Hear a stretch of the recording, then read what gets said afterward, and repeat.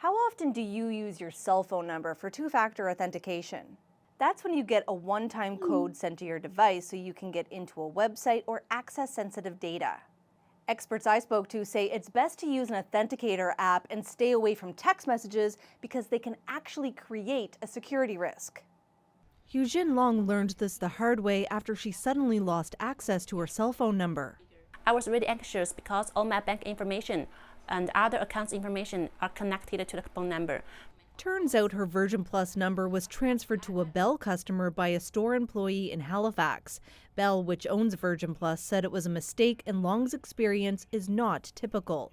In a statement, the company said it found no evidence to suggest that Miss Long's information was compromised and said it removed her number from the other Bell account on the same afternoon the error happened. Bell apologized for the inconvenience. But even though Long's case was determined to be human error and not fraud, critics say her concerns are valid. What it highlights to me is the vulnerability of customers' personal information. The electronic SIM card is akin to your personal identity right now. It's used as a basis to authenticate numerous services that people are using through their phones, online banking, websites, etc. It's sensitive information and it's vulnerable to fraud. There is a scam Canadian telecom companies have been battling in recent years, commonly known as SIM swapping, and here's how it works. The person committing fraud goes either to a store or calls the company to say they lost their phone and need to transfer their number to a new device. Usually they have enough of the target's personal information to convince the employee. Then, once they get access, they can start hacking into accounts. This cybersecurity expert says depending on the target, it can go beyond banking information.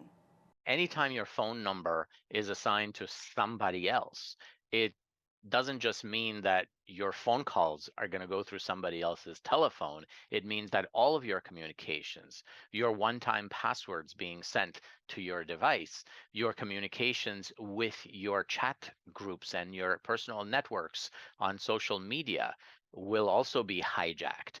He says retail stores and call centers are particularly vulnerable to SIM swapping because employees can be manipulated. In response, Bell says it has mechanisms to prevent fraud and error, adding retail employees are provided with all necessary training, regular coaching, and oversight to ensure policies and procedures are followed when accessing customers' accounts.